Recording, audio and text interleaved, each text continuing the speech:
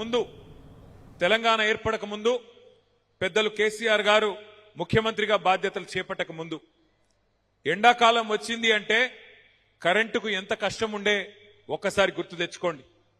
ఏ అపార్ట్మెంట్కు పోయినా జనరేటర్ల గబ్బు, డీజిల్ గబ్బు. జనరేటర్ లేని అపార్ట్మెంట్ లేదు. ఏ దుకాణంకు పోయినా ఇన్వర్టర్ లేని దుకాణం లేదు. ఆఖరికి ఒక జ్యూస్ సెంటర్కి పోయినా ఇన్వర్టర్ ఉండాల్సిందే, ఒక జిరాక్స్ సెంటర్కి పోయినా ఇన్వర్టర్ ఉండాల్సిందే. కరెంటే ఉండేది కాదు. మధ్యాహ్నం పూట ఎండాకాలం ఒక గంట సేపు పొద్దంతా పనిచేసి ఒక అర్ధగంటనో గంటనో చిన్న నిద్ర తీద్దామంటే పంకా తిరగదు. అట్లాంటి పరిస్థితి ఆ రోజు ఉండే. ఆఖరికి వారంలో 3 రోజులు పవర్ హాలిడేస్.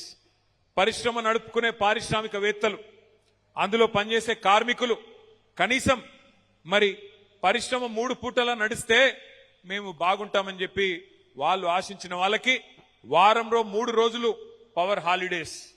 పారిశ్రామికవేత్తలు కూడా ఆఖరికి ఇందిరా పార్క్ కాడ ధర్నా చేసే దుస్థితి. ఇది మనం తెలంగాణ వచ్చిన రోజు మన పరిస్థితి. వ్యవసాయదారులకు, రైతులకు కరెంట్ లేదు. హైదరాబాద్ లో ఇళ్లకు కరెంట్ లేదు. చివరికి పరిశ్రమలకు కూడా కరెంట్ ఇచ్చే పరిస్థితి లేదు. ఇది ఆ రోజు తెలంగాణ వచ్చిన రోజు ఉన్న పరిస్థితి. హైదరాబాద్ లో మంచినీళ్ళకి ఎంత కష్టం ఉండేనో నాకంటే బాగా మీకే తెలుసు.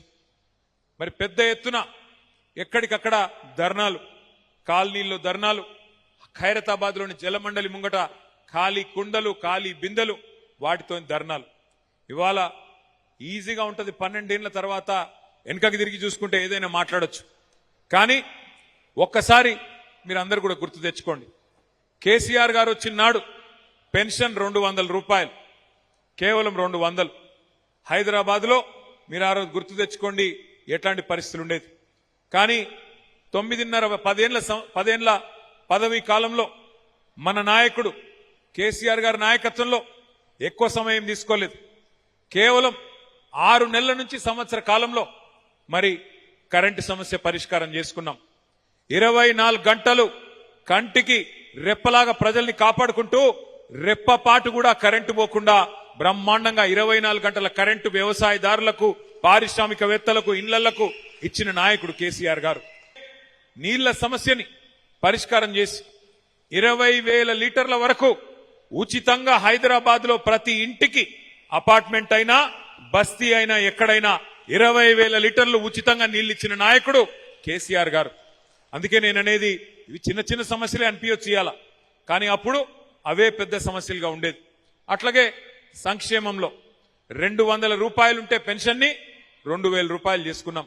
ఒక ఆడకూతురు పెళ్లి చేసుకుంటే 1,116 రూపాయలు కళ్యాణ లక్ష్మి పేరు మీద, షాదీ ముబారక్ పేరు మీద వారికిచ్చి కాపాడుకునే ప్రయత్నం చేసుకున్నాం. హైదరాబాద్ మహానగరంలో 1 కాదు 2 కాదు 1,00,000 డబుల్ బెడ్రూమ్ ఇండ్లు మనం కట్టుకున్నాం. అందులో 61,000 పేదలకి. మీ మల్కాజ్గిరి నియోజకవర్గంలో కూడా 3,500 ఇండ్లు ఆ రోజే ఇచ్చుకున్నాం. మిగతాయి ఇప్పుడు ఇవ్వాల్సి ఉంది. కానీ అంతకుముందు మనతో ఉన్న నాయకుడు కాంగ్రెస్ పార్టీలో పోయినాడు. పోయి సరే ఇలా ఆయన చేస్తున్న పనులు, మిమ్మల్ని బెదిరిస్తున్నది మాకన్నీ తెలుసు. నేను మిమ్మల్ని ప్రార్థించేది ఒకటే. ఇప్పుడు ఇవాళ రేపు కాలం ఎట్లా ఉంది, మన పిల్లలు ఎంత హుషారున్నారు మీకు తెలుసు. టీజర్ సినిమా ట్రైలర్ చూడంగానే చెప్తారు సినిమా హిట్ అవుతుందా ఫట్ అవుతుందా. అట్లాంటి కాలం ఇది. పిల్లలు చాలా జోరుగా హుషారుగుంటారు. సినిమా ట్రైలర్ చూడంగానే చెప్తారు హిట్ అవుతుందా ఫట్ అవుతుందా. మరి అట్లాంటిది ఈ సినిమా ఇంటర్వెల్ అయిపోయింది. ఇప్పటికి కాంగ్రెస్ సినిమా ఇంటర్వెల్ అయిపోయింది. First half utter flop, disaster. నాకు తెలిసి హైదరాబాద్ లో తిట్టుకోని మనిషి లేడు కాంగ్రెస్ ప్రభుత్వాన్ని, కాంగ్రెస్ పార్టీని. ఏమని 2.5 ఏళ్లు. చిన్న ఉదాహరణ నేను చెప్తా, ఎక్కువ చెప్పాల్సిన అవసరం లేదు.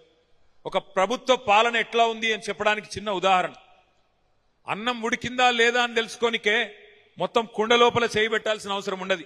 ఒక్క మెతుకు ముట్టుకుంటే తెలుస్తుంది.